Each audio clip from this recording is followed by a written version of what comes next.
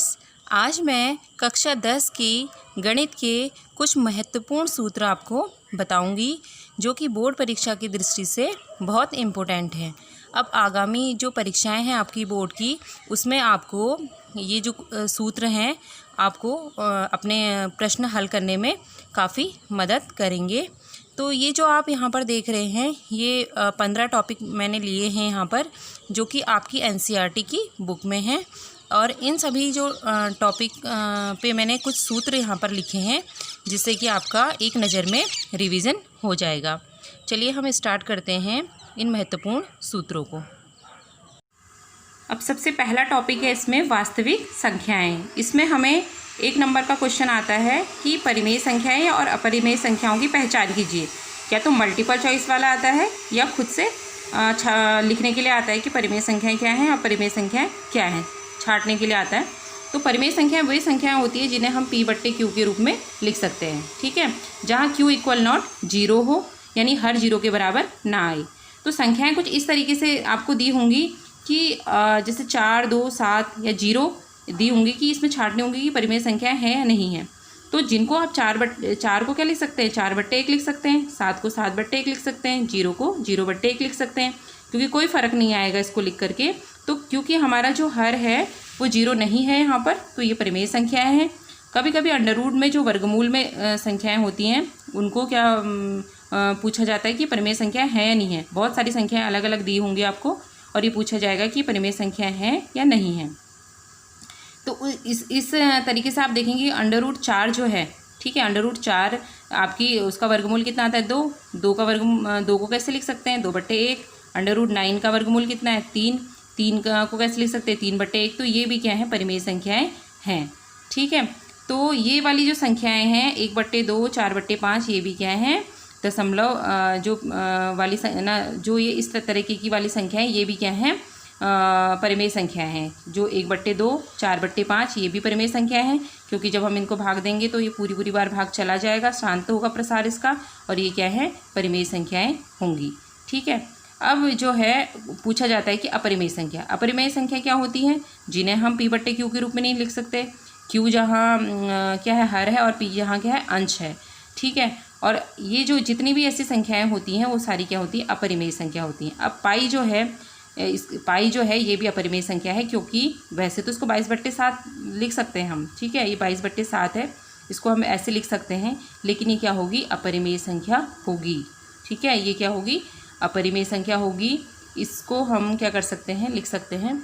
वास्तविक संख्याओं के बाद हम इसी में ही देखेंगे शांत दशमलव और अशांत दशमलव। कभी कभी 1 नंबर या 2 नंबर से प्रश्न पूछ लिया जाता है। आपको एक भिन्न दी होगी, और भिन्न में आपको पता लगाना है बिना भाग दिए कि ये कैसा दशमलव है। अब जैसे आप देख रहे हैं 17/8, तो इसका एक फॉर्मूला है कि जो इसका हर है वो 2 की घात m गुणा 5 की घात n के रूप में होना चाहिए, तब वो क्या होगा, दशमलव प्रसार शांत होगा, और नहीं तो ये दशमलव प्रसार क्या होगा, अशांत होगा। अब आप यहाँ देखिए 8 के हम गुणनखंड कर लेंगे, अभाज्य गुणनखंड करेंगे, तो 2 × 2 × 2 यानी कि 2 की घात 3 हो जाएगा। तो इसको 2 की घात 3 को हम क्या लिख सकते हैं, 2 की घात 3 गुणा 5 की घात 0, क्योंकि 5 की घात 0 क्या होता है, 1 होता है। 5 की घात 0 या किसी की भी घात 0 का मान क्या होता है, 1 होता है। तो हम ऐसे ही यहाँ पर बनाने के लिए इसको लिख लेते हैं। तो यानी कि इस रूप का है, इसकी घात कितनी है, n की जगह 0 है और m की जगह क्या है, 3 है, तो इस रूप में लिखा जा रहा है। तो ये क्या है, शांत है। और कभी कभी वो डायरेक्ट दे देता है कि 23/2 की घात 3 5 की घात 2, तो इसमें आप आसानी से पता लगा लो कि ये क्या है, शांत है। और कभी कभी फिर ऐसे दिया होता है 35/50, 50 के अभाज्य गुणनखंड कर लीजिए, 2 × 5 × 5, तो 5 × 5 को क्या लिख सकते हैं, 5 की घात 2, तो ये क्या है, 2 की घात 1 है ना। तो बिल्कुल ऐसे ही ये सवाल है, तो इनको आप लिख सकते हैं, ठीक है। तो ये शांत हो गया। अब अशांत में देखिए, अशांत में क्या होगा कि आप उनको हर की गुणनखंड करेंगे अभाज्य, और इस तरीके से आएगा। तो इसमें 2 भी आ रहा है, 5 भी आ रहा है, लेकिन 3 और 7 भी आ रहा है, तो ये क्या है, अशांत दशमलव है। हमें क्या चाहिए, बस इस रूप में चाहिए, ठीक है, इसी रूप में चाहिए तो शांत होगा, अदरवाइज़ अशांत होगा। अब आया उसके बाद बहुपद, ठीक है। बहुपद का कभी कभी 1 नंबर में पूछ लिया जाता है कि बहुपद का मानक समीकरण ज्ञात कीजिए, या द्विघाती बहुपद का मानक समीकरण लिखिए। तो क्या लिखेंगे आप, ax² ax की घात 2 + bx + c, ये द्विघाती बहुपद का मानक समीकरण है। कभी कभी ये पूछ लिया जाता है कि द्विघाती बहुपद के कितने शून्यांक होते हैं, कितने मूल होते हैं, कितने हल होते हैं। तो ये क्या होंगे, 2, क्योंकि इसकी घात 2 है। अब उसके बाद एक प्रश्न ये पूछ लिया जाता है कि आपको एक द्विघाती बहुपद दिया होगा और आपसे ये पूछा जाएगा कि शून्यांकों का योगफल लिखिए। तो आप क्या लिखेंगे, -x का गुणांक बट्टे x² का गुणांक, और माइनस लगाना ना भूलें क्योंकि ये सूत्र में ही है। ये देखिए ना, x का गुणांक क्या है, b है, तो -b बट्टे a हो जाएगा। ठीक है, शून्यांकों का गुणनफल अचर पद बट्टे x² का गुणांक, c की जगह 1 2 3 4 5 6 इस टाइप का कुछ होगा, उतने बट्टे x² का गुणांक c बट्टे a। तो इस तरीके से आप इसको हल करेंगे। कभी कभी क्या पूछ लिया जाता है कि द्विघाती बहुपद आपको निकालने को दिया जाता है, जबकि आपको दिया होता है कि उस बहुपद को ज्ञात कीजिए जिसके शून्यकों का योग और शून्यकों का गुणनफल आपको दिया होता है। तो आपने कैसे निकालना है उसको, शून्यकों का योग आपको दिया होगा, शून्यकों का गुणनफल आपको दिया होगा। अगर नहीं भी दिया है तो जो सूत्र मैंने पहले अभी बताया उससे आप कर सकते हैं, इसको निकाल सकते हैं और इस सूत्र को का उपयोग करके आप इसको हल कर सकते हैं। अब आप ये देखिए कि क्या होगा यहाँ पर, x² माइनस शून्यकों का योग x और प्लस शून्यकों का गुणनफल। ठीक है, अब इसमें द्विघाती बहुपद के शून्यकों का योगफल क्या होगा, अल्फ़ा प्लस बीटा। कभी कभी जो है हम अपनी सुविधा के लिए जहाँ योग लिखा है हमने अल्फ़ा और बीटा, हम दो मूल मान लेते हैं, तो अल्फ़ा और बीटा योग लिख लेते हैं और शून्यकों के गुणनफल को क्या कर देते हैं, अल्फ़ा बीटा शॉर्ट में लिख लेते हैं इसको। तो बहुपद क्या हो जाता है, x² minus alpha plus beta x plus alpha beta. ठीक है, इस तरीके से आप इसको करेंगे। अब ये देखिए नीचे कभी कभी आपको एक ग्राफ दिया होगा और ग्राफ में आपसे पूछा होगा कि जो ग्राफ आपको दे रखा है उसके कितने शून्यक यहाँ पे होंगे। ठीक है, तो आपको क्या करना है, यहाँ पर बहुपद के शून्यक देखने के लिए आपको ये देखना है कि जो ग्राफ है वो आपके इस x को कितने बिंदुओं पर काट रहा है। ठीक है, उसमें आपको सिर्फ x में देखना है कि ग्राफ x में कितने बिंदुओं में काट रहा है, कितने बिंदुओं में कट रहा है। ठीक है, अब आप यहाँ पे देख रहे हैं ग्राफ सीधी लाइन है, यानी कि सिर्फ y में है। तो आप यहाँ क्या लिखेंगे कि ये बहुपद जो है कि कितने शून्यक होंगे, बहुपद में शून्यकों की संख्या 0 होगी क्योंकि ये x को कहीं भी नहीं काट रहा है। ठीक है, फिर दूसरा ग्राफ देखिए, ये x है क्षैतिज रेखा, तो यहाँ पर आप देख रहे हैं कि ये जो आपका ऐसे ग्राफ गया, ये x को एक बिंदु पे काट रहा है, तो शून्यकों की संख्या क्या होगी, यहाँ पर 1 होगी। ठीक है, अब यहाँ देखिए, यहाँ पर 3 बिंदुओं पर काट रहा है, इस तरीके से ये गया है, मुड़ा हुआ है, 1 2 3 बिंदुओं पर काट रहा है x को, चाहे वो निगेटिव में काटे या पॉजिटिव और काटे, आपने सब काउंट कर लेने हैं। तो 3 शून्यक आएंगे यहाँ पे। ठीक है, अब चौथे ग्राफ में आप देखिए 1 2 3 4 शून्यक यहाँ पर होंगे। अब ऐसे ग्राफ होगा तो आप देख रहे हैं निगेटिव साइड में हैं, 2 बिंदु हैं, तो यहाँ पर 2 शून्यक होंगे। अब यहाँ देखिए 1 2 3 4 5 x को 5 बिंदुओं पे काट रहा है, तो 5 शून्यक। और डेफिनेटली ये सवाल आता ही आता है, तो आप इसकी तैयारी ढंग से कर लीजिएगा। कक्षा 10 का एक इम्पोर्टेंट पार्ट ये है कि इसमें आपको 2 रैखिक समीकरण युग्म दिए होंगे। युग्म का मीन्स होता है जोड़ा। ठीक है, तो आप यहाँ पर देख रहे हैं कि 2 रैखिक समीकरण युग्म आपको दिए हैं, a1x b1y c1, ये मानक समीकरण है, उनके 2 दे रखे हैं। तो इसमें आपको पता लगाना है कि इन समीकरण युग्मों के हल कैसे होंगे, किस टाइप के होंगे और इनसे जो निरूपित रेखाएं हैं वो किस टाइप की होंगी। मैं एक ही बार में आपको बता रही हूँ। आपको क्या करना है, पहले तो इस समीकरण से उस समीकरण की तुलना करनी है। ऐसे दिया होगा 2x 3y + 4, तो आपको a1 क्या होगा, 3x हो जाएगा, b1 आपका 2 होगा और c1 4 हो जाएगा। तो इस तरीके से आपने a1 b1 c1 पहले लिख लेने हैं, फिर दूसरे समीकरण की तुलना इससे करनी है, a2 b2 c2 लिख लेना है। उसके बाद आप देखेंगे कि कंडीशन कैसे आती है। a1/a2 निकाल लीजिए, मतलब a1/a2 कर लीजिए और उसको सबसे छोटी भिन्न में रख लीजिए। जैसे माना 2/4 आता है तो उसको आप काटिए 1/2। ठीक है, ऐसे b1/b2 निकाल लीजिए। फिर ये देखिए कि दोनों बराबर आ रहे हैं कि नहीं आ रहे हैं। अगर दोनों बराबर नहीं आते हैं तो इसका मतलब उन समीकरणों का एक हल होगा, सिर्फ एक हल होगा, अद्वितीय हल बोलते हैं।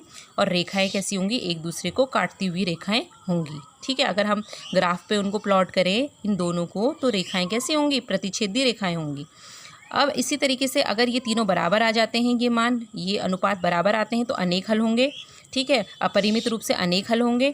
और रेखाएं कैसी होंगी, संपाती। संपाती का मतलब एक दूसरे के ऊपर चढ़ी हुई रेखाएं, एक रेखा है और फिर उसके ऊपर दूसरी डाल दी आपने। ठीक है, फिर तीसरी कंडीशन ये है कि अगर ये दो बराबर आते हैं और तीसरा उनके बराबर नहीं आता है तो कोई हल नहीं है और रेखाएं होंगी समांतर।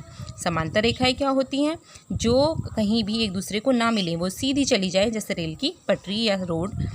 अब उसके बाद आता है वज्रगुणन का सूत्र। ठीक है, यानी कि दो आपको समीकरण दिए गए हैं, रैखिक रूप में दिए हैं, आपको उनका हल निकालना है। तो मैंने आपको बताया था कि आप इस सूत्र को यूज़ करेंगे। x b1c2 minus b2c1 minus y, इस माइनस का खास ध्यान दीजिएगा, a1c2 माइनस a2c1, और इसके बाद एक बट्टे a1 b2 minus a2 b1।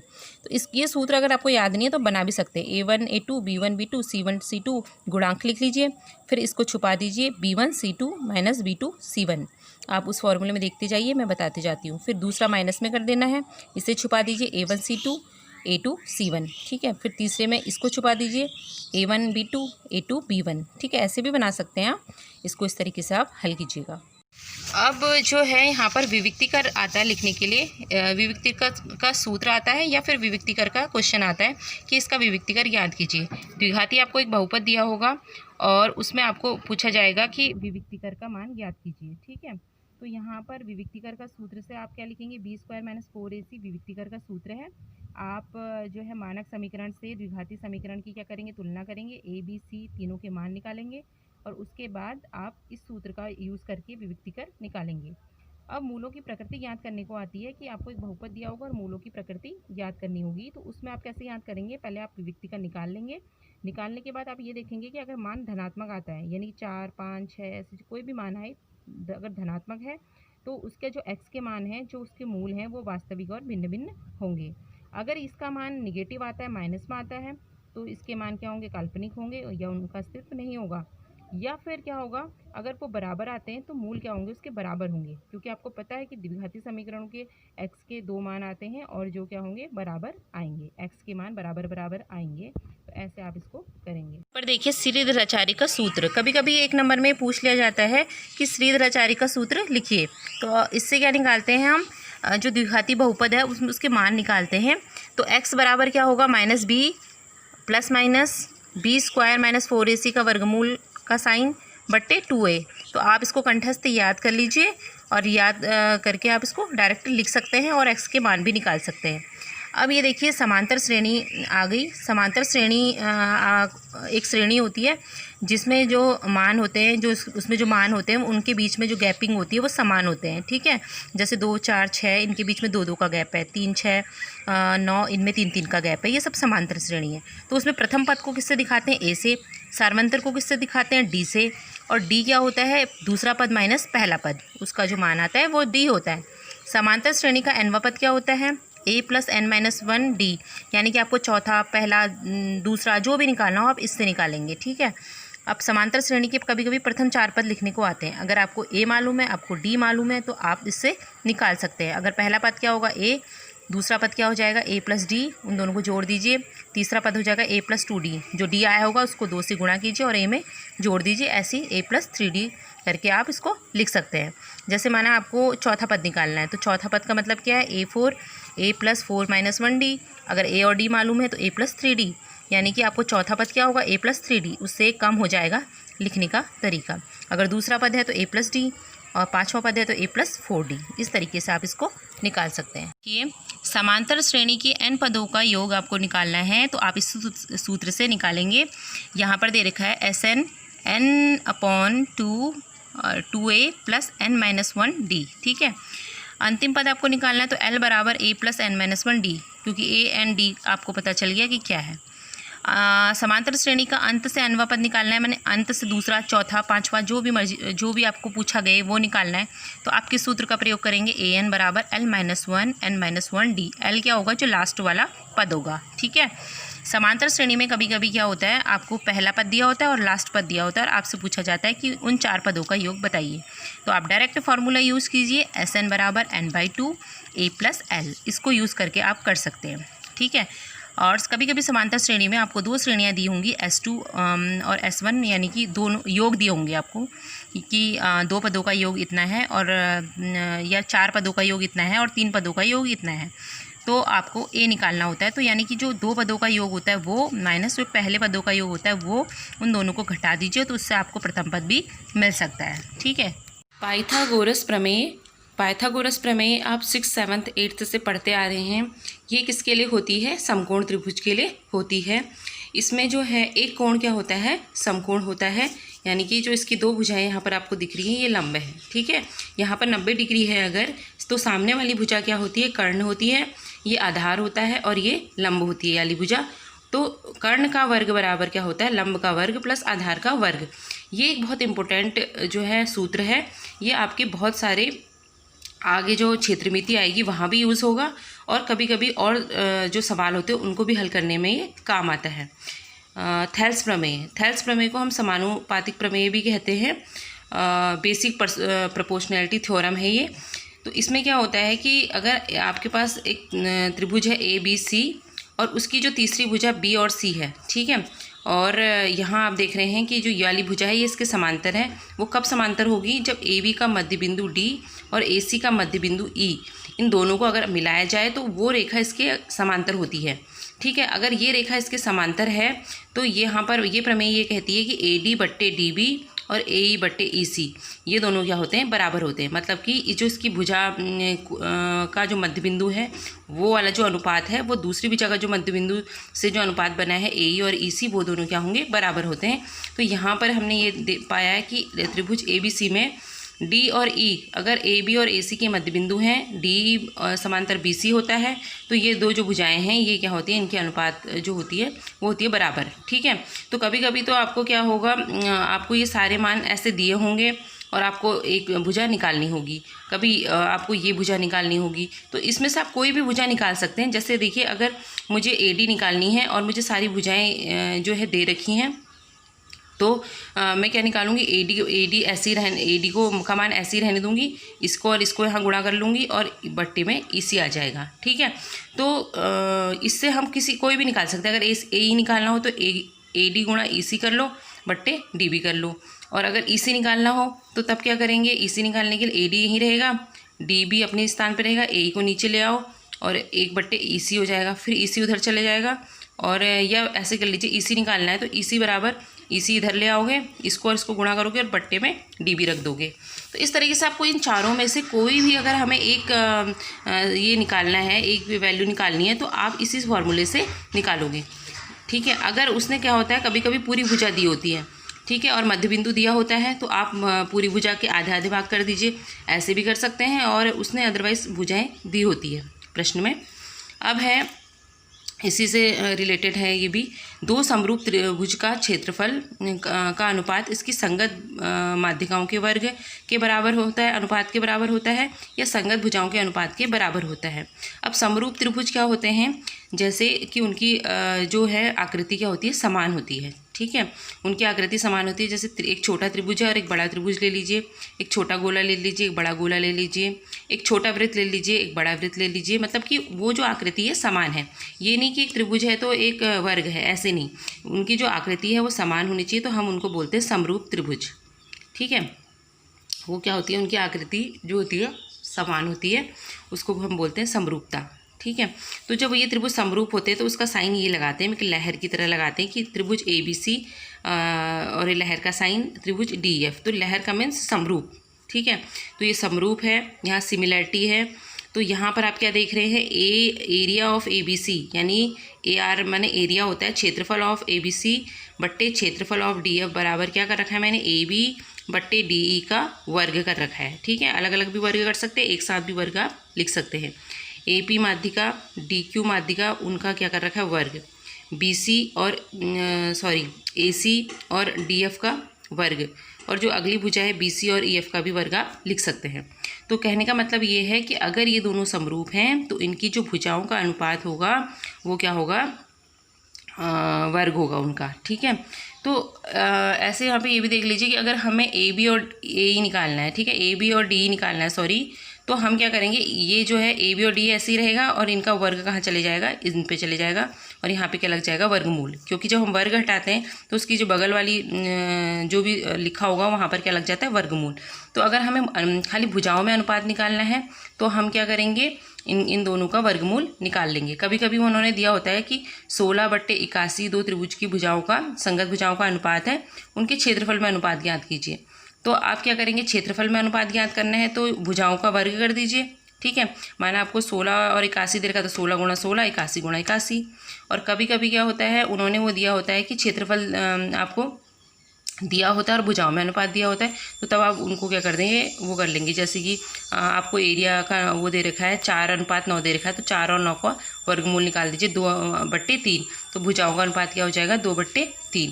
तो इस तरीके से आप, ये सवाल पक्का आता है, कभी कभी 1 या 2 नंबर का जरूर आता है, तो इसको आप इस तरीके से करेंगे। यहाँ देख रहे हैं हम, एक समबाहु त्रिभुज है, त्रिभुज ABC, उसके शीर्ष लंब की लंबाई यदि प्रत्येक भुजा उसकी शीर्ष लंब की लंबाई याद करनी है यदि प्रत्येक भुजा A हो तो क्या होगी, 1/√2। ये मैंने कैसे निकाला, पाइथागोरस प्रमेय से निकाला है, जो पाइथागोरस प्रमेय है, क्योंकि ये भी A है, ये भी A है, ये भी A है। ठीक है, तो यहाँ पर इसकी माध्यिका क्या दे रखी है, AE, यानी कि BC का मध्य बिंदु क्या हो गया, E हो गया। तो अगर ये पूरी A है तो ये B कितना हो जाएगा, A/2। अब आपको आधार दिया है, कर्ण दिया है, आपको AE निकालना है। तो AE कैसे निकालेंगे, A का स्क्वायर माइनस A² बट्टे ये कितना हो जाएगा, 4 हो जाएगा यहाँ पे, इसका स्क्वायर करेंगे जब आप। ठीक है, अब एक छोटा सा एक यहाँ पे एक फॉर्मूला कभी कभार आ जाता है कि समबाहु त्रिभुज के शीर्ष लंब की लंबाई याद कीजिए यदि प्रत्येक भुजा क्या दी हुई है, A दी हुई हो आपको। ठीक है, तो अब यहाँ पर आपने क्या करना है कि त्रिभुज आपको दे ही रखा है, A सारी भुजाएं हैं, तो ये अगर A इसकी माध्यिका है तो ये पूरा अगर A है तो ये इतना B कितना होगा, A/2। अब आपको AE निकालना है, तो A कैसे निकालेंगे आप, क्योंकि आप देख रहे हैं कि ये AE और BE क्या है, आपस में लंब है, 90 है यहाँ पे, तो सामने क्या हो जाएगा, कर्ण, लंब और आधार। तो पाइथागोरस प्रमेय से आप इसको करेंगे A² माइनस A²/4। उसको जब हल करेंगे तो आपका आंसर आएगा √3/2। A आएगा, A क्या है, हमारी भुजा है, तो ये शीर्ष लंब निकलेगा। तो जैसे आपको भुजा दी होगी समबाहु, यानी कि वो तीनों भुजाएं क्या होती हैं, बराबर होती है समबाहु में। A भी दिया हो सकता है, 3A भी दिया हो सकता है, 4A भी दिया हो सकता है, जो भी दिया हो आपको, आप उससे निकालिएगा। उसकी जो भी भुजा आपको जो भी आपको नहीं दिया होगा वो टर्म आप निकाल लीजिएगा। अब चलिए निर्देशांक ज्यामिति में देखते हैं। इसमें आपने निर्देशांक ज्यामिति में सबसे पहले क्या पढ़ना है, आपने चतुर्थांश में जो चिन्ह है वो देखने हैं और निर्देशांक पढ़ने हैं एक्स अक्ष के और वाई अक्ष के। आप एक्स अक्ष से परिचित होंगे, क्षैतिज रेखाएं क्या कहलाती है, एक्स अक्ष, और ऊर्ध्वाधर रेखाएं क्या कहलाती है, वाई अक्ष। और जहाँ पर एक्स और वाई काटते हैं वो मूल बिंदु के निर्देशांक होते हैं, यानी कि 0, 0। ठीक है, मूल बिंदु क्या होता है, 0, 0। और जो चतुर्थांश हैं आपके, चतुर्थांश के चिन्ह कुछ इस तरीके से होते हैं, आपको मैंने पहले भी बताए हैं। चतुर्थांश जो होता है 4 पार्टों में डिवाइड होता है। ठीक है, ये इस तरीके से ये आपकी अक्ष है, ये क्षैतिज अक्ष है, एक्स अक्ष हो गई, और ये ऊर्ध्वाधर अक्ष है, ये वाई अक्ष हो गई। ठीक है, गोला बना के आप इसको कर सकते हैं। तो यहाँ पॉजिटिव में आते हैं साइन, ये जो ये हैं निर्देशांक। ठीक है, ये माइनस प्लस में आते हैं। ठीक है, ये माइनस आते हैं, ये प्लस माइनस आते हैं। इसको भी आप याद कर लीजिएगा, चतुर्थांश के चिन्ह। ये भी क्योंकि आपको आने चाहिए, चतुर्थांश के चिन्ह। ठीक है, इस तरीके से ये भी आपको आने चाहिए।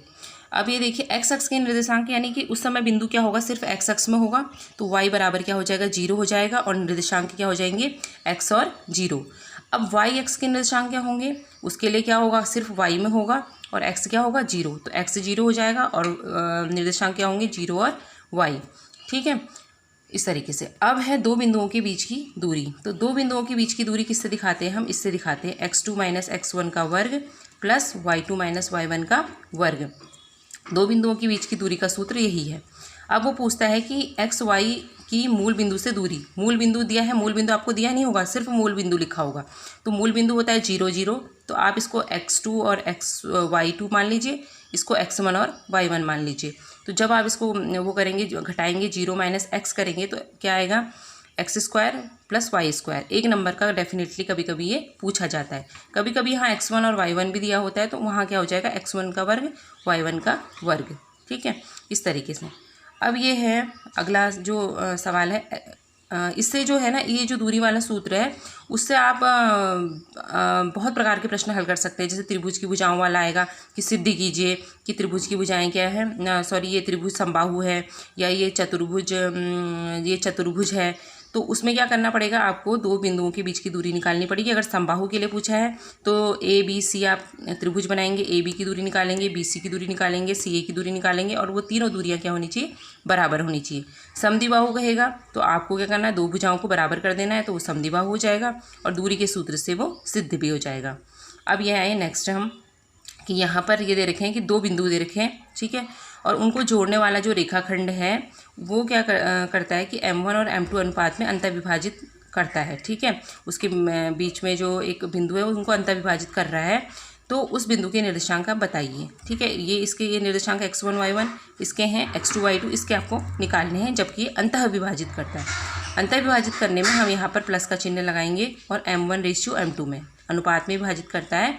तो x जो पहला इसका वो होगा निर्देशांक, वो होगा m1, जो रेशियो है वो लेंगे आप m1:x2। ठीक है, यहाँ पर x1 नहीं लेना है, x2 प्लस m2:x1, और नीचे आएगा दोनों अनुपातों का जोड़ m1 प्लस m2। y बराबर m1y2 सेम वैसे ही होगा, x2 की जगह न x की जगह y लग जाएगा, plus m2y1 m1 plus m2। इसको आप याद करेंगे। अगर बाह्य विभाजित करता है तो तब आप माइनस कर देंगे। ठीक है, सेम यही सूत्र लगाएंगे और माइनस कर देंगे। अंतः विभाजित करता है तो आप प्लस का साइन लगाएंगे। अब यहाँ देखिए त्रिभुज का क्षेत्रफल। ठीक है, त्रिभुज के क्षेत्रफल से एक क्वेश्चन हमेशा ही आता है, तो इसकी आपको बहुत अच्छी तैयारी करनी है कि त्रिभुज का क्षेत्रफल क्या होता है। इसमें आपको निर्देशांक दिए होंगे x1 y1, x2 y2, x3 और y3। ठीक है, और त्रिभुज का क्षेत्रफल आपको ज्ञात करना होगा। तो उसके लिए सूत्र आप यहाँ पर दिया है 1/2 x1 y2 माइनस y1। ठीक है, इसको ऐसे भी याद कर सकते हैं, 1 2 3 आ गया ना यहाँ, इस तरीके से याद कर सकते हैं। फिर दूसरे में क्या लिखोगे x2, और अंदर क्या आएंगे y के निर्देशांक आएंगे y3 माइनस y1। ठीक है, तीसरे में x3 y1 माइनस y2। तो यहाँ पर ये वाला तो आप आसानी से याद कर सकते हैं और x3 वाला भी आप आसानी से याद कर सकते हैं, पर इनका ध्यान रखिएगा कि y2 माइनस y1 मत करिएगा, y1 माइनस y2 ही आएगा, यहाँ y3 माइनस y1 ही आएगा, आप आगे पीछे नहीं होंगे। तो उसके लिए अगर आपको ये सीक्वेंस याद नहीं हो रहा है तो आप इसको यूज़ कर सकते हैं कि मैंने फार्मूला सही लिखा है या गलत लिखा है। ठीक है, x1 x2 x3 एक लाइन पे लिख लीजिए, y1 y2 एक लाइन पे लिख लीजिए। तो पहले आपको तीन जो सेट हैं वो प्लस के निकालने हैं। ठीक है, यहाँ तिरछी गुणा करिए, x1 y2 x2 y3, 1 2 3 जानते हैं ना, फिर x3 जो है x3 x1 वो सॉरी y1, तीनों प्लस के आगे पिंक कलर से मैंने यहाँ लिखा है। कैसे करेंगे, x1 y2 x2 y3 और x3 y1 ऐसे एक तरफ लिख लेंगे प्लस के, और माइनस के लिखने के लिए हम उल्टी साइड से जाएंगे यहाँ से। ठीक है, तो यहाँ पर से क्या करेंगे हम y1 x2, ये मैंने लिखा है पहला जो सेट है y1 x2, फिर दूसरे वाले में y2 x3। ठीक है, आगे पीछे हो गया देख लीजिए आप। फिर क्या है y3 x1, तो ये क्या आगे माइनस के आगे, इसमें भी रखकर अगर आप निकालते हैं तो मान आपका वही आएगा जो यहाँ है। और अगर आपको फार्मूला याद है तो आप ऐसे ही लिख लीजिए, नहीं तो फार्मूला आप इससे भी बना सकते हैं। x1 एक तरफ रख लीजिए तो उसमें क्या आ जाएगा y2 माइनस y3, यहाँ वैसे भी आ जाएगा, और इस तरीके से आप इसको हल करेंगे। अब कभी कभी आता है कि बिंदुओं के संरेख होने का प्रतिबंध। आपको 3 बिंदु दे दिए होंगे, सेट दिया होगा निर्देशांक, और आपसे बोला जाएगा कि ये पता लगाइए कि ये बिंदु संरेख हैं कि नहीं है। तो आपको क्या करना है, उसमें भी त्रिभुज का क्षेत्रफल यूज करना है। ठीक है, आपको और कुछ नहीं करना है, आपको त्रिभुज का क्षेत्रफल निकालना है और वो कितना आना चाहिए, आपका 0 आना चाहिए। ठीक है, तो इस तरीके से आप इनको याद करेंगे।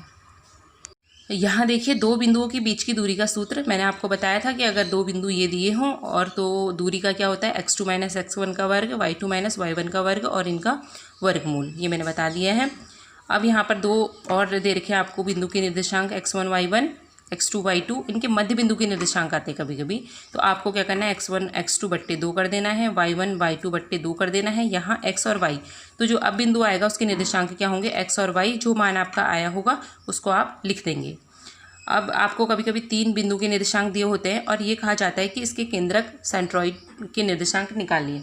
तो वहाँ भी x और y का मान निकालना है। तो x का मान कैसे निकलेगा, तीनों x1 x2 x3 को जोड़ दीजिए, 3 से भाग कर दीजिए, y1 y2 y3 को जोड़ दीजिए, 3 से भाग कर दीजिए, वो आपका केंद्रक निकल जाएगा। अब यहाँ देखिए क्षेत्रफल से रिलेटेड भी प्रश्न आते हैं, 1 नंबर 2 नंबर 5 नंबर 3 नंबर। तो यहाँ पर देखिए वृत्त का क्षेत्रफल आपको पता होना चाहिए क्या होता है, पाई आर स्क्वायर, क्योंकि कक्षा 8 में भी आपने पढ़ा है, पर मैं यहाँ रिवाइज करा देती हूँ। वृत्त की परिधि निकालनी हो, परिमाप निकालना हो तो 2 पाई आर करेंगे। पाई का मान आपको पता होगा 22/7 होता है और आर जहाँ त्रिज्या होती है। वृत्त का व्यास क्या होता है, 2 गुणा त्रिज्या 2 आर। वृत्त की त्रिज्या आर बराबर क्या होता है, व्यास/2। वृत्त के त्रिज्यखंड का क्षेत्रफल या लघु त्रिज्यखंड का क्षेत्रफल θ/360 डिग्री गुणा पाई आर स्क्वायर। ये मैंने बनाया है त्रिज्यखंड, लघु त्रिज्यखंड। और बाकी जो ये जो पीस हटा दो तो बाकी बचेगा दीर्घ त्रिज्यखंड। तो उसका क्या होगा, पूरे वृत्त में से उसको घटा देंगे तो वो हमारा निकल जाएगा संगत दीर्घ खंड त्रिज्यखंड का क्षेत्रफल। ठीक है, तो यहाँ पर मैंने लिखा भी है, तो इसको आप इस तरीके से लिखेंगे और याद करेंगे। ठीक है, अब आप ये देखिए चाप की लंबाई, चाप की लंबाई पूछी जाती है कभी कभी। तो आपको पता है कि वृत्त क्या है, चापों से बना हुआ है। तो यहाँ से यहाँ तक की टोटल दूरी कितनी होती है, 2 पाई आर होती है। और वहाँ से पूरा आने तक वो कितना लेता है, केंद्र में 360 लेता है। तो आपको वो कोण दिया होगा। तो चाप की लंबाई क्या होती है, θ/360 डिग्री और 2 पाई आर। ठीक है, और अगर इस वृत्त को मैं आधा कर दूं, बीच में से लाइन डाल दूं, इसके 2 पीस कर दूं आधे आधे, तो वो होता है अर्धवृत्त। इसका आधा वृत्त, तो उसकी त्रिज्या अगर आर है तो उसका व्यास भी क्या होगा, 2r होगा, क्योंकि यहाँ से यहाँ तक की दूरी क्या होगी, 2r होगी। त्रिज्या का दुगना होता है। तो परिमाप क्या होगा, पूरे का जो परिमाप होता है 2 पाई आर, उसका आधा, तो कितना हो गया, पाई आर हो गया। क्षेत्रफल भी वैसे ही हो जाएगा, पाई आर स्क्वायर/2। ठीक है, समबाहु त्रिभुज का क्षेत्रफल क्या होता है, √3/4 गुणा भुजा का स्क्वायर। ठीक है, ये भी कभी कभी पूछ लिया जाता है, इसको भी आप याद कर लीजिएगा।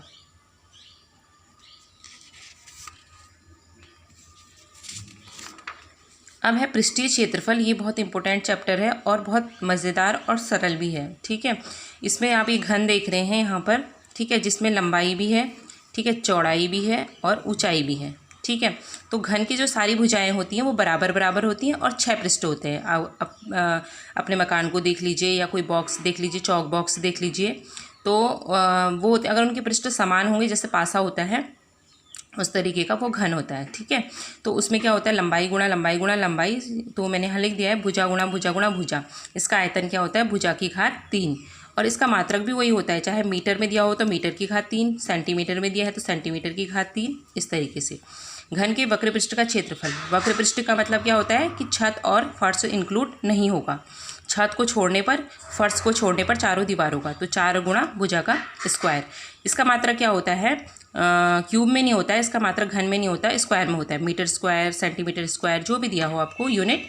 घन के संपूर्ण पृष्ठ का, संपूर्ण पृष्ठ का मतलब भुजा प्लस छत और फर्श दोनों, 6 गुणा भुजा का स्क्वायर। ठीक है, घनाभ में क्या होता है, लंबाई चौड़ाई ऊंचाई अलग अलग दी होती है, तो उसमें भी यही फॉर्मूला लगेगा। यहाँ एक समान थी, यहाँ पर लंबाई चौड़ाई ऊंचाई अलग अलग लिखेंगे। शॉर्ट में लिखेंगे L गुणा B गुणा H, लेंथ ब्रेड्थ और हाइट। अब कभी कभी कमरे के चारों दीवारों को पेंट करने का या फिर जो भी उसमें होगा करने का खर्च पूछा जाता है, तो वहाँ पे चारों दीवारों का क्षेत्रफल हमें निकालना होता है। तो क्या होगा, 2 गुणा लंबाई धन चौड़ाई गुणा ऊंचाई। ठीक है, 2 गुणा L प्लस B गुणा H, उनको शॉर्ट में आप गुणा करके लिख सकते हैं। घनाभ के संपूर्ण पृष्ठ का क्षेत्रफल बहुत पूछा जाता है, तो क्या होगा, 2 गुणा LB plus BH plus HL। ठीक है, लंबाई गुणा चौड़ाई, चौड़ाई गुणा ऊंचाई, ऊंचाई गुणा लंबाई और 2 से उसको गुणा कर दीजिए। घनाभ का विकर्ण कभी कभी पूछा जाता है, उसमें दिया होगा घनाभ की लंबाई और घनाभाकार बॉक्स की लंबाई चौड़ाई ऊंचाई दी होगी, और आपसे ये पूछा जाएगा कि इसमें सबसे अधिकतम लंबी छड़ कैसे रखी जा सकती है और कितनी लंबाई की रखी जा सकती है। तो वहाँ पर वो छड़ की लंबाई ये होगी L का स्क्वायर, B का स्क्वायर, H का स्क्वायर, यानी कि इसका विकर्ण निकालना है आपको, और फिर उनको निकाल के जोड़ देना और फिर उसको वर्गमूल निकाल करके उसे हटा देना। ठीक, सॉल्व कर देना मतलब। ठीक है, अब है लंबवृत्तीय बेलन का आयतन। अब आप यहाँ पे एक लंबवृत्तीय बेलन देख रहे हैं। ठीक है। यानी कि इस आयताकार पृष्ठ को अगर मैंने मोड़ दिया तो यहाँ पर क्या बनेगा, एक बेलन बनेगा। आप ये देख रहे हैं, अगर मैं इसको मोड़ूंगी ऐसे तो एक बेलन का आकार ले लेगा ये, ठीक है। तो आयताकार पृष्ठ को चाहे आप चौड़ाई के परितः मोड़ो या लंबाई के परितः मोड़ो, तो आप इस तरीके से इसे करेंगे। अब आप यहाँ पर देख रहे हैं लंबवृत्तीय बेलन का आयतन, क्योंकि ये जो वीडियो है मैंने ये फार्मूले के लिए बनाया है, तो हम फटाफट ये फार्मूला देखते हैं। अगर यहाँ ये आर है दूरी, ठीक है, और ये एच है, तो इसका क्या होगा आयतन, पाई आर स्क्वायर एच, ठीक है। और लंबवृत्तीय बेलन के वक्र पृष्ठ का क्षेत्रफल क्या होगा, जो क्षेत्रफल होंगे वो स्क्वायर में नापे जाएंगे, वर्ग में, और जो आयतन होगा वो घन में नापे जाएंगे, ठीक है। तो इसको बोलते हैं हम कर्व्ड सरफेस एरिया। अगर आप इतना लंबा ना लिखें तो सी ऐसे भी लिख देंगे, 2 पाई आर एच, इसका कर्व्ड सरफेस एरिया होता है। मैंने जो ये पलटा हुआ है मैंने इसको, वो खाली हम जो वृत्ताकार भाग है ऊपर और नीचे वो छोड़ देंगे, जैसे घुमावदार भाग है बस उसका जो निकालना है वो वक्र पृष्ठ क्षेत्रफल होता है। और संपूर्ण पृष्ठ का मतलब कि उसमें ये दोनों भी हमने जोड़ने हैं, दोनों वृत्तीय भाग जोड़ने हैं। तो ये कितना आएगा, 2 पाई आर प्लस एच। इसको आप सॉल्व करके यहाँ ऐसे लिख सकते हैं। अब होता है कभी कभी खोखला बेलन, कि जैसे कुआं होता है ना, कुआं तो अंदर से उसमें अलग होता है और फिर बाहर से उसकी पूरी वो बनाई जाती है, ये चबूतरा बनाया जाता है इस तरीके से कुएं की तरह। या फिर और भी खोखले जो बेलन होते हैं तो उसमें 2 त्रिज्याएँ होती है, एक बाहरी त्रिज्या होती है, एक आंतरिक त्रिज्या होती है। बाहरी त्रिज्या क्या होगी, ओ से ए तक, और आंतरिक त्रिज्या होगी ओ से ए डैश तक, ठीक है। तो उसका क्षेत्रफल क्या होता है, अगर वृत्तीय का क्षेत्रफल निकालना है भाग का, ये जो बीच में छल्ला टाइप का बना है इसका निकालना है, तो क्या होगा, पाई आर स्क्वायर पूरे बड़े भाग का और पाई आर स्क्वायर अंदर वाले भाग का, ठीक है। उसमें कैपिटल आर, इसमें स्मॉल आर, और इन दोनों के बीच को घटा देंगे तो ये वाला निकलेगा, ठीक है। वक्र पृष्ठीय क्षेत्रफल क्या होगा, अब देखिए वक्र पृष्ठीय भाग का क्षेत्रफल क्या होगा इसके, क्योंकि ऊपर और नीचे नहीं लेना है हमने, बस इसके चारों ओर की भाग लेने हैं। तो बाहरी वक्र पृष्ठ का क्षेत्रफल और आंतरिक, मतलब इसमें 2 टाइप के आपको दिख रहे हैं, बाहर और अंदर दोनों का निकालेंगे। तो बाहर की त्रिज्या आर कैपिटल आर और अंदर की त्रिज्या स्मॉल आर, तो जब उनको जोड़ेंगे तो 2 पाई एच आर प्लस आर, यानी कैपिटल आर और स्मॉल आर, ठीक है। ऐसे संपूर्ण पृष्ठ का क्षेत्रफल भी यही होगा कि दोनों को जोड़ देंगे, कैपिटल वालों को जोड़ देंगे, स्मॉल वालों को जैसे ये जोड़ा है, और साथ में ही उनके वृत्तीय भाग के वो भी ले लेंगे, क्योंकि 2 ऊपर हैं 2 नीचे हैं। तो इस तरीके से आप ये वाले भाग लेकर के क्या आएगा, इसका वो जो पूरा फॉर्मूला आएगा वो इस तरीके से आएगा, ठीक है। तो आपको ऐसे करना पड़ेगा। इसमें ये इधर और इधर ये दोनों ले लेंगे आप, क्योंकि हमें क्या निकालना है, इस खोखले बेलन का निकालना है। तो आप इस सूत्र का यूज़ करके निकाल सकते हैं। ऐसे ही ये वाले का भी आयतन भी निकाल सकते हैं। पाई आर स्क्वायर एच होता है, आर स्क्वायर क्या हो जाएगा, r square minus r square, और एच मैंने ऐसे लिख दिया है। तो इस तरीके से आप इसको हल करेंगे। देख रहे एक लंबवृत्तीय शंकु है, जैसे बर्थडे कैप होती है हमारी, कोन होती है, ये इस तरीके से दिया है। तो शंकु का ये वाले भाग जो क्या है त्रिज्या है, ये तिर्यक ऊंचाई है, ये इसकी ऊंचाई है ऊर्ध्वाधर, और यहाँ पर एक कोण बनता है थीटा, और यहाँ पर कितना बनता है 90, ठीक है। जो ये लंबवत है BOA क्या बनता है 90, ठीक है। तो ये जो L निकालना है पाइथागोरस प्रमेय से क्या हो जाएगा, L स्क्वायर बराबर h square plus r square, ठीक है। ये लिख लिया है। अगर इसमें से एक चीज़ भी आपको नहीं दी हो तो आप निकाल सकते हैं। अगर आपको L और H दिया होगा और R नहीं दी होगी तो आर स्क्वायर बराबर क्या हो जाएगा, L square minus H square, R बराबर इन दोनों का वर्गमूल, ठीक है। तो अगर ये आपको इनमें से एक राशि भी दी हो, 2 राशियाँ दी हो, एक ना दी हो, तो आप इसको इस फॉर्मूले से निकालेंगे। वक्र पृष्ठ का क्षेत्रफल क्या होता है इसके, पाई आर एल। यहाँ पर सब जगह हम ऊंचाई यूज़ करते थे, अब यहाँ तिर्यक ऊंचाई यूज़ करेंगे तो वक्र पृष्ठ का क्षेत्रफल निकलेगा। संपूर्ण पृष्ठ का क्षेत्रफल में क्या करेंगे, जो इसका घुमावदार भाग है वो पाई आर एल, और नीचे वृत्त वाला पाई आर स्क्वायर, तो पाई आर प्लस एल हो जाएगा, ठीक है। फिर शंकु का आयतन क्या होता है, 1/3 पाई आर स्क्वायर एच। सेम वैसे ही होगा जैसे बेलन का है, उसमें 1/3 आगे से एक्स्ट्रा लग गया है, ठीक है। अब है गोले का आयतन क्या होता है, 4/3 पाई आर क्यूब। अब ये आपको वृत्त नहीं है, ये गोला है, ठोस गोला है, ठोस, ठीक है। वृत्त नहीं है, जैसे चूड़ी होती है वैसा नहीं है छल्ला टाइप का, ये क्या है, एक ठोस है, जैसे बॉल होती है, तरबूज मतलब खरबूजा होता है ऐसे, मतलब ठोस बिल्कुल ना। तो 4/3 पाई आर क्यूब, और उसका वक्र पृष्ठीय क्षेत्रफल होता है 4 पाई आर स्क्वायर। और अर्धगोले का आयतन क्या होता है, सेम ऐसे ही होता है, जहाँ 4 है उसका आधा कर दो, 2/3 पाई आर क्यूब, ठीक है। अर्धगोले के वक्र पृष्ठीय का क्षेत्रफल क्या होगा, इसका 4 है तो उसका क्या हो जाएगा 2। अब एक यहाँ खास ध्यान देने वाली बात है, बच्चे भूल जाते हैं कि अर्धगोले का संपूर्ण पृष्ठ का क्षेत्रफल क्या होता है, 3 पाई आर स्क्वायर। एग्जाम में जो प्रश्न आता है वहाँ ये पूछा जाता है कि अर्धगोले के संपूर्ण पृष्ठ का क्षेत्रफल निकालिए। तो बच्चे कई बार जल्दीबाजी में 2 पाई आर स्क्वायर लिख के आ जाते हैं, पर वो रॉन्ग होगा। आप क्या करेंगे 3 पाई आर स्क्वायर, उसको ढंग से पढ़ेंगे। संपूर्ण पृष्ठीय क्षेत्रफल कहा होगा तो 3 पाई आर स्क्वायर करेंगे, और अगर गोले के वक्र पृष्ठ का पूछा होगा तो 2 पाई आर स्क्वायर करेंगे। ठीक है, इस तरीके से। अब यहाँ पे मैंने ठोस गोला बनाया है, यहाँ पर इसका अर्ध गोला बनाया है, आप इसका चित्र भी देख सकते हैं। ठीक है, अब एक छोटी सी जानकारी और दे रही हूँ। मैंने अभी आपको खोखला बेलन बताया था, तो उसके ऊपर की जो परिधि है ना, जो चबूतरा होता है, उसमें मैंने एक बार इसको दिया है। जैसे यहाँ से यहाँ तक की जो दूरी होती है, एक अंदर का छल्ला होगा, एक बाहर का छल्ला होगा, और ये बीच का जो मैंने डैश किया हुआ है, ये इसका आपको निकालना है आयतन या जो भी है। तो बाहर की त्रिज्या क्या होगी, OA, ठीक है, कैपिटल R, और OB होगी अंदर की छोटी त्रिज्या। तो जब आप इसमें से इसको घटाएंगे तो आपके बीच वाला भाग निकलेगा। तो बाहरी वक्र पृष्ठ 4 पाई आर स्क्वायर, आंतरिक क्या हो जाएगा 4 pi R square, capital R small r का अंतर है। अब ऐसी अगर बीच का पूछा है तो उन दोनों को घटा देंगे। ठीक है, ऐसी आयतन में भी जो बाहरी आयतन है वो क्या हो जाएगा 4/3 पाई आर क्यूब, और लेकिन यहाँ पर थोड़ी सी मिस्टेक हो गई है, यहाँ पर कैपिटल R आना चाहिए था ना, बाहरी वाला और ये आंतरिक वाला, ये बाहरी वाला ये आंतरिक वाला। इस तरीके से आप इसको निकालेंगे। मीटर में दिया होगा तो मीटर क्यूब, सेंटीमीटर में दिया होगा तो सेंटीमीटर क्यूब। अब आया मोस्ट इम्पोर्टेंट आपका ये केंद्रीय प्रवृत्ति की माप, जो सेंट्रल टेंडेंसी होती है आपकी क्या होती है। कभी कभी एक प्रश्न यहीं से पूछ लिया जाता है 1 नंबर का, और वैसे तो 6 नंबर का इससे फिक्स है। चाहे बहुलक निकालना आए, चाहे माध्यिका निकालनी आए, चाहे आपकी माध्य निकालना आए, इससे 6 नंबर का एक क्वेश्चन बिल्कुल डन है। ठीक है, तो कभी कभी पूछा जाता है 1 नंबर का कि केंद्रीय प्रवृत्ति की माप क्या होती है। तो इसमें क्या होती है, माध्य, माध्यक और बहुलक, मीन, मीडियन और मोड। आंसर इसका यही है। ठीक है, इस तरीके से आप करेंगे इसको। अब यहाँ पर हम जो है कभी कभी एक ये चीज़ भी पूछ ली जाती है कि बहुलक, माध्यिका और माध्य में संबंध बताइए। 1 या 2 नंबर में कभी कभी ये पूछा जाता है। तो ये बहुलक बराबर होता है 3 माध्यिका माइनस 2 माध्य। ये आपको कंठस्थ याद करना है, 3 और 2 में गड़बड़ी नहीं करनी है। अगर आपको हिंदी में टफ लग रहा हो तो मोड बराबर 3 मीडियन माइनस 2 मोड। ठीक है, कभी कभी ऐसा पूछा जाता है, या फिर कभी कभी ऑप्शनल में भी पूछ लिया जाता है कि बहुलक और माध्यिका और माध्य में क्या संबंध है।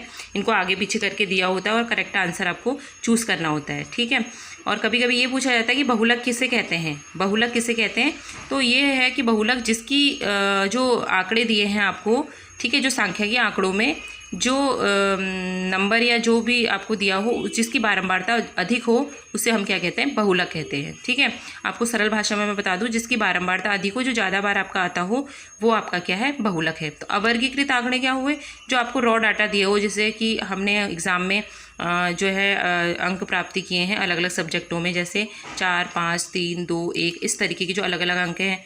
या फिर हमारी ऊंचाइयों, जो क्लास में जो बच्चे हैं उनकी ऊंचाइयाँ दी होंगी 153 सेंटीमीटर, 152 सेंटीमीटर, ऐसे करके जो भी आपको जो रॉ डाटा दिया होगा, उसके लिए आपको अगर माध्य निकालना है तो आपको क्या करना पड़ेगा, उनको सबको जोड़ना होगा और उनको गिन करके बट्टे में लिखना होगा n। ठीक है, प्रेक्षणों का योग होगा वो, और कुल प्रेक्षणों की संख्या। ठीक है, तो x बार से इसको दिखाते हैं हम, इसके ऊपर डैश ऐसे लगा दीजिए। तो यहाँ पर जो मैंने इस तरीके से लिखा है, ये सिंबल्स हैं इसके। सिग्मा योग का चिन्ह है, कभी कभी पूछा जाता है कि सिग्मा किसका चिन्ह है, योग का चिन्ह है। i बराबर 1 से n, मतलब कि ये डेटा आपका कहाँ से 1 से लेके n तक है, ये दिखाता है सिग्मा। तो xi बराबर इन सबका जोड़, सिग्मा x का मतलब इन सबका जोड़ बट्टे n। ठीक है, माना कि 1 से लेकर 10 तक संख्याएं हैं, उनका माध्य निकालिए। तो 1, 2, 3, 4, 5, 10 तक लिखेंगे और बट्टे 10 करेंगे। क्यों, क्योंकि संख्याएं कितनी है, 10 है। ठीक है, अब माध्यक निकालना है इन्हीं अवर्गित आंकड़ों का, तो उनको पहले आप आरोही क्रम में लिख दीजिए, क्योंकि वो बिखरे हुए दिए होंगे आपको।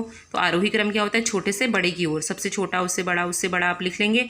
फिर उनको गिनेंगे आप, गिन के अगर उनकी संख्या विषम आती है, 3, 7, 5 इस तरीके की आती है, तो आप 3 + 1/2 यानी कि 4/2 2वां पद हो जाएगा। और उसमें देखिएगा आप दूसरा पद कौन सा है, वो उसका माध्यक हो जाएगा। लेकिन माध्यक में यहाँ पर थोड़ा सा बच्चे कंफ्यूज होते हैं, क्योंकि अगर n आपको सम दिया हो, यानी कि वो संख्या अगर आपको 10 दे रखी है, तो कैसे आप निकालेंगे, यहाँ पर बच्चे गड़बड़ करते हैं। 10 + 1/2 यानी कि 11/2 कर देते हैं। ऐसा नहीं करना है आपने, 10/2 यानी 5वां पद। ठीक है।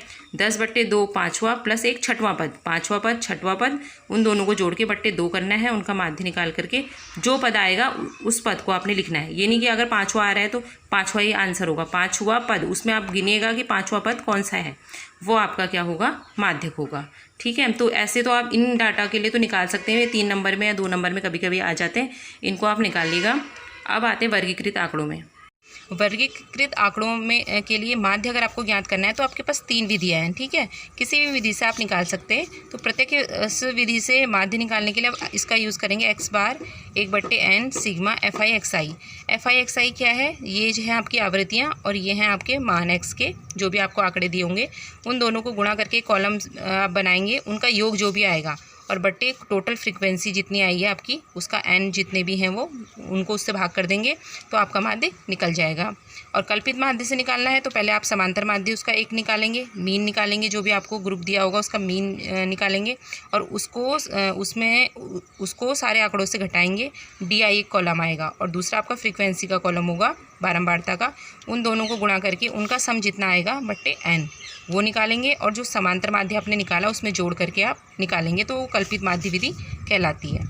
उसके बाद आता है आपका माध्यक। आपने अवर्गीकृत आंकड़ों के लिए तो देखा था कि माध्यक कैसे निकालना है, लेकिन जब आपको वर्गीकृत आंकड़े दिए होंगे तो वहाँ पर आपने देखना है कि सबसे ज़्यादा जो है फ्रीक्वेंसी किसकी है, माने बारंबारता किसकी है, तो उसके ठीक सामने वाला जो वर्ग होगा वो माध्य वर्ग कहलाएगा। वो इस टाइप का होगा, 10 से 15, 0 से 5 या जो भी आपको दिया होगा इस टाइप का लिखा होगा। तो उस वर्ग में आपने देखना है कि निम्न सीमा कौन सी होती है। निम्न सीमा ये होती है और उच्च सीमा ये होती है। निम्न सीमा 10 है, उच्च सीमा 15 है। 0-5 होता तो निम्न सीमा 0 होती और उच्च सीमा 5 होती। तो निम्न सीमा आपको L से दिखानी है और वो लिखनी है। ठीक है, उसके बाद n क्या है, जो टोटल आपको दिया होगा वहाँ पर उसका योग दिया होगा कि 100 है, 50 है, जो भी आपको दिया होगा फ्रीक्वेंसी का उसका सबका योग आपको दिया होगा वो n होगा, उसका बट्टे 2 करना है, वो लिख देना है। फिर आपने क्या करना है, जो फ्रीक्वेंसी आपने लिखी है एक तरफ और दूसरी तरफ आपने संचयी बारंबारता लिखी है, फ्रीक्वेंसी को जोड़ जोड़ कर लिखा है, उसमें आप ये देखेंगे सबसे ज़्यादा फ्रीक्वेंसी है उसके सामने माध्यक वर्ग होगा, उससे ऊपर वाला जो माध्यक वर्ग होगा उसके सामने की जो संचयी बारंबारता होगी वो लिखनी है। फिर है वर्गमाप। वर्गमाप होता है कि इन दोनों को उच्च सीमा से निम्न सीमा घटा दीजिए, वो वर्गमाप कहलाती है। तो ये सारे मान पता होने पर इस फॉर्मूले में रख दीजिए और यहाँ पर जोड़ते वक्त उनमें ध्यान दीजिएगा कि इसको और इसको अलग अलग जोड़ेगा। आप पहले इसको अलग पूरा सॉल्व कर दीजिए, फिर L में आप उसको जोड़ेगा, उसको ध्यान से जोड़ेगा और तब जाके इस तरीके से। ये है कक्षा 10 का प्रायिकता वाला चैप्टर, जो कि बहुत ही इंटरेस्टिंग और महत्वपूर्ण है। प्रायिकता क्या होती है, किसी घटना के घटित होने की जो संभावना होती है उसे हम क्या कहते हैं, प्रायिकता। तो इसको हम किससे दर्शाते हैं, PE से दर्शाते हैं। PE बराबर घटना के अनुकूल परिणाम बट्टे घटना के कुल परिणाम। अब आपके प्रश्न ऐसा आता है 1, 2 या 3 नंबर का या 4 नंबर तक के इससे प्रश्न आते हैं। तो जो सबसे छोटा प्रश्न होता है वो ये होता है कि निश्चित घटना की प्रायिकता ज्ञात कीजिए, निश्चित घटना की प्रायिकता बताइए। तो क्या होती है, 1। किसी घटना के घटित होने की प्रायिकता क्या होती है, 1 होती है। ठीक है, अनिश्चित घटना की प्रायिकता क्या होती है, 0। जो घटना अनिश्चित हो, जिसका हमें कुछ पता ना हो, उसकी क्या होती है, 0। तो घटित होने की प्रायिकता को P से दिखाते हैं और ना घटित होने की प्रायिकता को P' से दिखाते हैं। माना किसी घटना के घटित होने की प्रायिकता 1/2 है, तो घटना के ना घटित होने की प्रायिकता क्या होगी, तो 1 में से हम 1/2 घटा देंगे तो आंसर कितना आएगा, फिर 1/2। तो इस तरीके से आप अगर घटित होने की दे रखी है, जैसे बोर्ड एग्जाम में आता है कि एक घटना के घटित होने की प्रायिकता 0.5 है, तो ना घटित होने की प्रायिकता बताइए, तो आप 1 में से 0.5 घटा देंगे। तो इस तरीके से 1 नंबर का क्वेश्चन यहाँ से बिल्कुल डन है कि आप आसानी से कर सकते हैं। दूसरा ये आता है कि ताश की गड्डी वाले प्रश्न आते हैं, तो उसमें मैंने आपको बहुत अच्छे से बताया है, तो उसका लिंक मैं जो है इसमें यहाँ शेयर करूँगी। जितने भी मैंने आपको टॉपिक बताए हैं उनसे संबंधित लिंक मैं इस वीडियो में आपको डिस्क्रिप्शन बॉक्स में डाल दूँगी। आप वहाँ से देख सकते हैं कि प्रायिकता क्या होती है और उससे संबंधित जितने भी प्रश्न होंगे वहाँ आपको मिल जाएंगे। तो ताश की गड्डी में आपके 52 पत्ते होते हैं, तो कुल परिणाम कितने होंगे, 52। कुल ताश के पत्ते हैं आपके 52 और उनको हम जो गड्डियों में डिवाइड करते हैं 4 में, 13 13 13 13 13। ठीक है, 13 पान के होते हैं लाल वाले, 13 लाल वाले ईंट के होते हैं, 13 काले वाले चिड़ी के होते हैं, चिड़ी के होते हैं और 13 वाले हुकुम के होते हैं, 13 हुकुम के होते हैं। ठीक है, तो इस तरीके से कुल लाल पत्तों की संख्या कितनी होगी, 26, और कुल काले पत्तों की संख्या कितनी होगी, 26। ठीक है, कभी कभी ऐसे पूछा जाता है कि ताश की गड्डी में से एक पत्ता खींच दिया हमने तो लाल पत्ता होने की प्रायिकता बताइए। अब ये देखिए कि पूरी गड्डी में से खींचा हुआ है और लाल पत्ते कितने हैं, यहाँ पर 26 हैं, तो 26 बटे क्या हो जाएगा 52। ठीक है, तो इस तरीके से हम इसको हल करेंगे। और अन्य भी बहुत सारे अलग अलग प्रकार के प्रश्न इससे पूछे जाते हैं कभी कभी, और तस्वीर वाले पत्ते पूछे जाते हैं। आपको पता है कि ताश की गड्डी में क्या होता है, 4 बादशाह होते हैं, 4 बेगम होती हैं, 4 गुलाम होते हैं और 4 इक्के होते हैं। ठीक है, क्योंकि 13 आपके 4 ग्रुप होते हैं, तो हर में एक एक बादशाह होता है, हर में एक एक बेगम होती है, हर में एक एक गुलाम होता है और हर में एक एक इक्का होता है। 4 गड्डियाँ बनाई थी ना मैंने 13 की। तो वो तस्वीर वाले पत्ते टोटल कितने होते हैं, जो जिसमें राजा बेगम गुलाम के वो बने होते हैं 12। ठीक है, कभी कभी पूछा जाता कि ताश की गड्डी में एक पत्ता हमने खींचा तो तस्वीर वाला पत्ता होने की प्रायिकता ज्ञात कीजिए, तो क्या हो जाएगा 12 बट्टे 52। ठीक है, इक्का होने की प्रायिकता पूछी जाती है कभी कभी, तो 4 बट्टे 52 हो जाएगा पूरी गड्डी में अगर पूछी जाए तो। और कभी कभी सिक्के से रिलेटेड प्रश्न आते हैं, तो उसमें क्या होगा, एक सिक्के को उछाला जाएगा तो उसके 2 परिणाम होंगे। हेड आने की प्रायिकता 1/2, टेल आने की प्रायिकता 1/2। जब 2 सिक्कों को एक साथ उछाला जाए तो टोटल परिणाम क्या होंगे, 4 होंगे। ठीक है, तो इससे रिलेटेड जो भी वीडियो है मैंने यहाँ पर लिंक शेयर किया है, उसे आप देख लीजिए। पासे को उछालने पर प्रश्न पूछा जाता है, तो कुल परिणाम कितने होते हैं, 6। 2 पासों को एक साथ उछाला जाता है तो तब क्या होता है, 36। ये ध्यान देने योग्य बात है। उसके बाद जितने भी क्वेश्चन इससे रिलेटेड पूछे जाएंगे उसका लिंक मैं यहाँ शेयर करूँगी। तो इस प्रकार मैंने बहुत महत्वपूर्ण सूत्र आपको कक्षा 10 के लिए बता दिए हैं, जो बोर्ड परीक्षा में आपके लिए बहुत उपयोगी होंगे। अगर आपको ये वीडियो पसंद आता है तो आप इसे लाइक कीजिए, सब्सक्राइब कीजिए और अपने दोस्तों में ज़्यादा से ज़्यादा शेयर कीजिए।